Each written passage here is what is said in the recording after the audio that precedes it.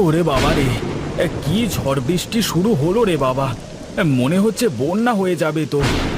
একবার একবার এমন হয়েছিল, বন্যায় মাঠ ঘাট সব তলিয়ে গিয়েছিল। যাই যাই, তাড়াতাড়ি বাড়ি ফিরে একটা ভেলা বানাতে হবে, যাতে বন্যা হলে ভেলার উপরে আশ্রয় নেওয়া যায়।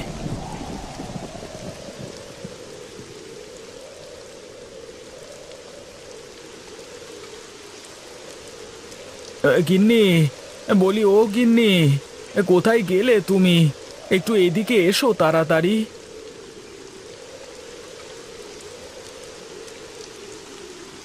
ঝড় বৃষ্টির মধ্যে তুমি বাইরে দাঁড়িয়ে আছো কেন? ঘরে এসো। না গো গিন্নি, ঘরে আর যেতে পারবো না। আসবার সময় দেখে আসলাম নদীর অবস্থা খুবই খারাপ গো। আর বৃষ্টি থামবার তো কোনো নামই নেই। তুমি এক কাজ করো, ঘরের মধ্য থেকে কাঁচিটা দাও। কেন? এই ঝড় বৃষ্টির মধ্যে কাচি কি করবে? তোমার কোথাও যেতে হবে না ঝড় বৃষ্টির মধ্যে, তুমি ঘরে এসো। আমি তোমার কাছে কাঁচি চাইলাম, কাঁচিটা দাও বেশি না বুঝে। তার আগে তুমি আমাকে বলো তো, তুমি এই বৃষ্টির মধ্যে কাঁচি দিয়ে কি করবে? চারপাশের যা অবস্থা, তাতে নিশ্চিত বোঝা যাচ্ছে বন্যা হবে। আর বন্যা হলে যাব কোথায়? এমনিতেই আমরা নিচু জায়গায় থাকি, বন্যা হলে সবার আগে আমাদের ঘর তলাবে। তুমি আমাকে কাঁচিটা দাও, জমি থেকে কলা গাছ কেটে কলা গাছের ভেলা বানাতে হবে। আচ্ছা, তুমি দাঁড়াও, আমি এক্ষুনি দিচ্ছি।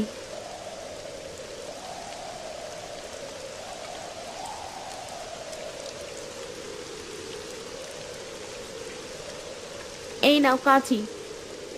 ঠিক আছে, আমি একটু মাঠের দিকে গেলাম। তুমি সব কিছু কাগজের ব্যাগে পুরে রেখো, যে কোনো সময় পানি ঢুকে যেতে পারে আমাদের ঘরে। আচ্ছা ঠিক আছে, তুমি যাও, আমি সব কিছু ঠিক করে রাখছি।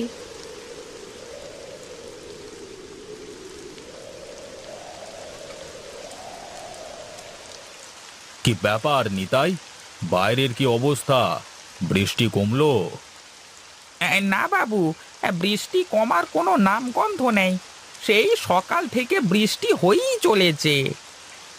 নদীর কি অবস্থা একবার দেখবার দরকার তো। কি করি তাই তো ভাবছি। আপনি চিন্তা করবেন না, আমি লোক পাঠাচ্ছি, তারা গিয়ে দেখে আসবেন নদীর কি অবস্থা। এই ঝড় বৃষ্টির মধ্যে কি কেউ যেতে চাইবে নাকি নদীর ধারে? যেতে তো চাইবে না, কিন্তু রোকরা খরচ করলেই খবর পাওয়া যাবে বাবু। আচ্ছা আচ্ছা, এই নে টাকা, তুই একবার গিয়ে আমাকে সব খবর নিয়ে এসে দে। ঠিক আছে জমিদার বাবু, আপনি বসুন, আমি দেখছি।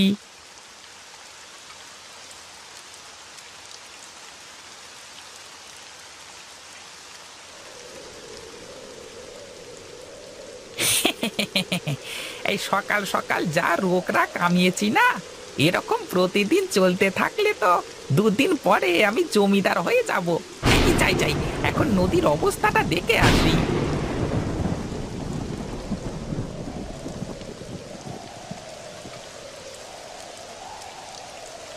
কি ব্যাপার, তুমি কলা গাছ কাটছো কেন ঝড় বৃষ্টির মধ্যে?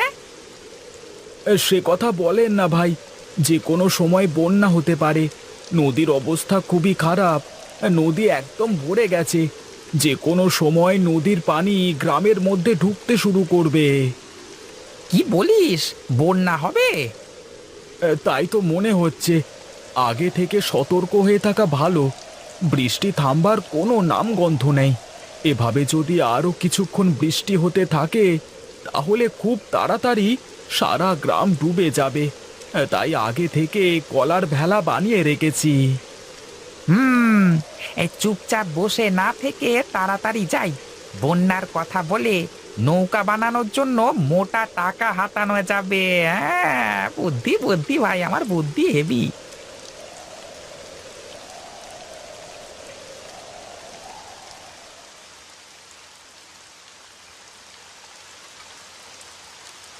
কি রে নিতাই, কোনো খোঁজ পেলি? হ্যাঁ বাবু, খোঁজ পেয়েছি। এই নদীর অবস্থা খুবই খারাপ, এই যে কোনো সময় নদীর পানি গ্রামে ঢুকে পড়বে। তার মানে তো বন্যা রে। তা আমি এখন কি করে বাঁচাবো এই লোকজনকে এই বন্যার প্রকোপ থেকে? তুই এক কাজ কর, আমাদের লোকজন সবাইকে বলে দে সবাই আমার বাড়ির ছাদে এসে আশ্রয় নিক।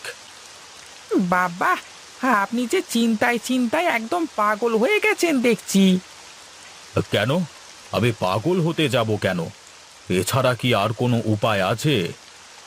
বাবু, গ্রামের 10 ভাগের 1 ভাগ লোকও আপনার বাড়ির ছাদে আঁটবে না। তাই তো, আমি এখন কি করে বাঁচাবো আমার লোকজনকে?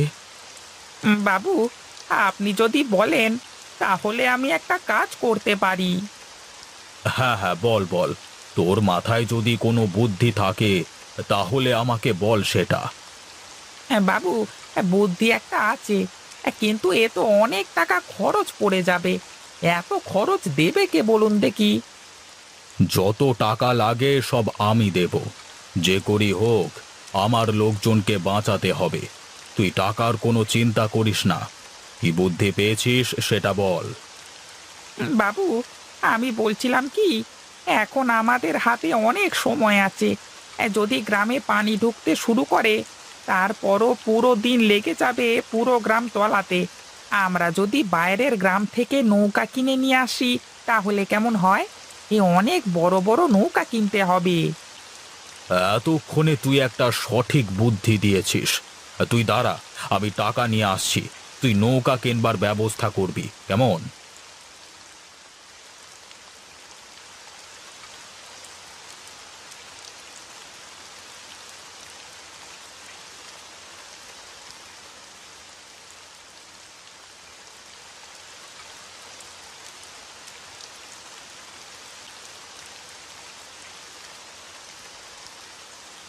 এই নে, এই ব্রিফকেসে অনেক টাকা আছে। তোর যত টাকা লাগে খরচ করিস। যা, দ্রুত গিয়ে নৌকা। গিন্নি, ও গিন্নি, কোথায় তুমি? দাটা নিয়ে একটু বাইরে এসো তাড়াতাড়ি।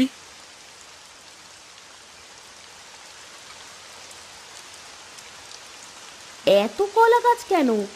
এত কলা গাছ দিয়ে কি করবে তুমি? কি করব মানে, আমি অনেক ভেলা বানিয়ে রাখবো। যদি কারোর দরকার পড়ে, বলা তো যায় না, প্রতিবেশীদের সাহায্য করা যাবে। দাটা দাও, আমি কয়েকটা বাঁশ কেটে আনি। এই নাও দা।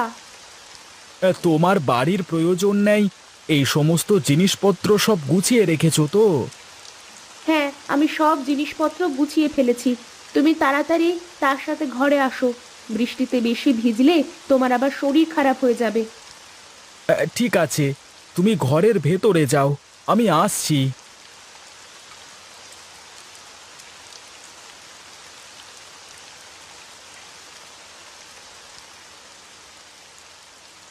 গিন্নি, দেখো আমার হাতে কি। কি আবার হবে? জমিদারের ফালতু কাগজপত্রের বাক্স ছাড়া? না গো গিন্নি, এই ব্রিফকেস ভর্তি টাকা। কই দেখি দেখি, ব্রিফকেসটা খোলো তো। ওরে বাবা, এত টাকা! আমি এত টাকা একসাথে কখনো দেখিনি। এই টাকা দিয়ে আমাদের সারা জীবন খুব ভালোভাবে কেটে যাবে। তা তুমি কোথায় পেলে গো এত টাকা? এই জমিদার বাবু আমাকে দিয়েছেন এই টাকা দিয়ে নৌকা কেনবার জন্য। কিন্তু এর অর্ধেক টাকা আমার, আর অর্ধেক টাকা দিয়ে নৌকা কিনতে হবে। কেন? এই সময় আবার নৌকা কি হবে? আরে, বৃষ্টির পানিতে নদী একদম ভরে গেছে। যে কোনো সময় নদীর পানি গ্রামে ঢুকে সারা গ্রাম তলিয়ে যাবে গো। তাই লোকজনকে আশ্রয় দেওয়ার জন্য নৌকা কিনতে বলেছেন। রাখো তোমার লোকজন, জামা কাপড় গোছাও, আর আমরা এই টাকা নিয়ে পালিয়ে যাব। কিন্তু মানুষজনের কি হবে? সে মানুষজনের যা হওয়ার হবে। তুমি এখন চলো তো। আমি যা বলি তাই করো। কথায় আছে না, হাতের লক্ষ্মী পায়ে ফেলতে নেই। আচ্ছা, ঠিক আছে, তাই হবে।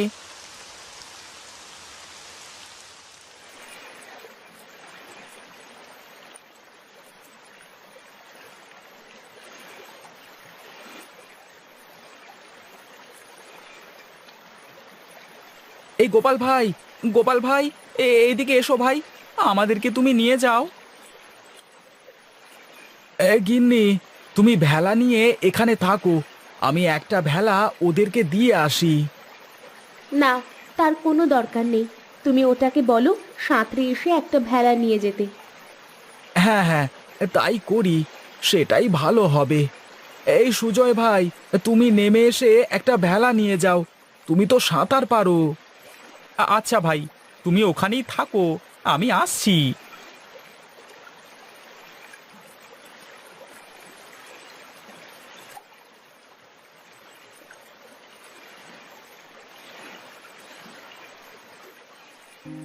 কি যে করি, লোকজনদের কি করে বাঁচাবো আমি?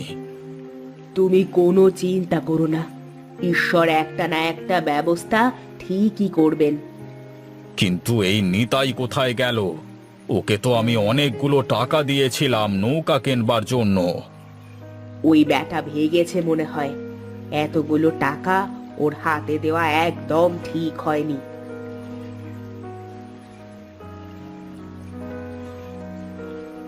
বাবু, কলা গাছের ভেলায় চড়ে অনেক লোক আমাদের বাড়িতে আশ্রয় নিয়েছেন।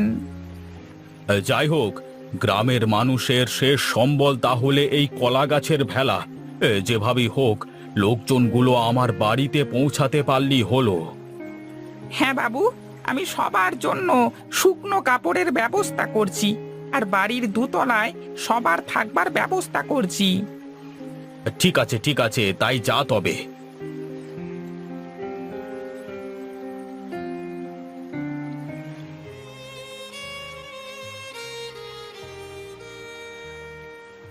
জমিদার বাবু, গ্রামের মাঝখানে অনেক লোকজন ফেঁসে আছে, সব ভেলা নষ্ট হয়ে গেছে।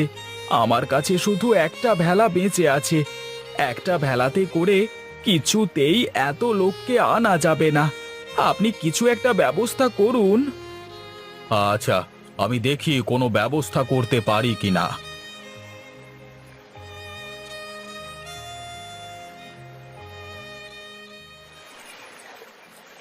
বাবু, আমি এসেছি।